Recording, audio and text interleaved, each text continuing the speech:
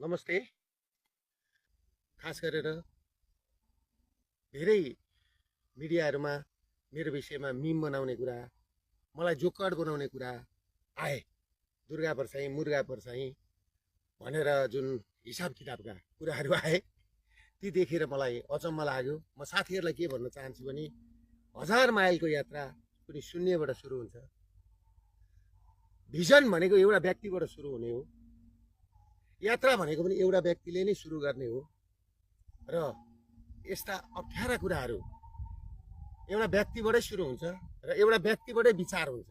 र दुर्गा परसाई केवल दुर्गा परसाई होइन, आज दुर्गा परसाई एक घर घर दुर्गा, हर हर दुर्गा, घर घर दुर्गा भएको छ। दुर्गा भनेको विचार हो, म होइन, म एउटा व्यक्ति मात्रै हो।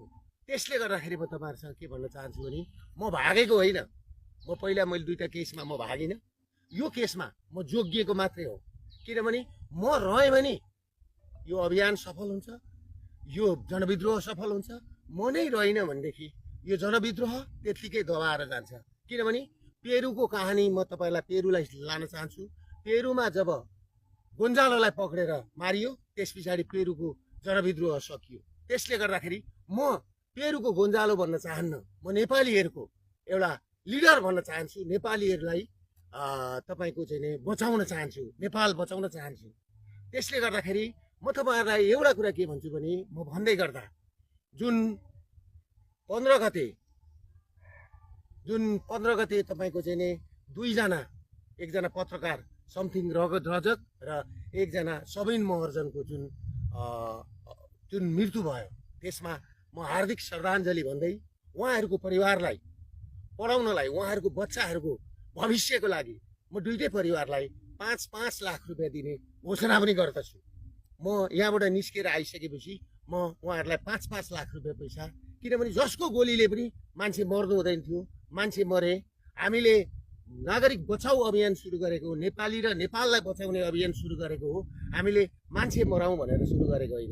त्यसले गर्दाखेरि म तपाईँहरूलाई एउटा कुरा के भन्न चाहन्छु भने, त्यो सँगै उहाँहरूलाई 5-5 लाख रुपियाँ घोषणा गर्दै गर्दा सरकारले दिन्छ दिँदैन मलाई थाहा छैन, तर म चाहिँ दिन्छु। र त्यो सँगसँगै म अर्को कुरा के भन्न चाहन्छु भने, म भागेको छैन। मलाई त्यो दिन तपाईँहरूले अहिले सम्पूर्ण भिडियोहरू आइसके, कस्ता कस्ता मान्छेहरूले कहाँबाट घरका छतबाट कसरी ताकेर बसेर छन्। र केही मेन स्ट्रिमका मिडिया, 12 भाइ मिडिया जो युरोपियन युनियनको पैसाबाट चलेका छन्, यिनीहरूको काम हिजोदेखि के भयो भन्दाखेरि युएसआइडी र युरोपियन युनियनको पैसा खाएर देशमा तपाईँको चाहिँ नि धर्म परिवर्तन गराउने, हिन्दू शब्द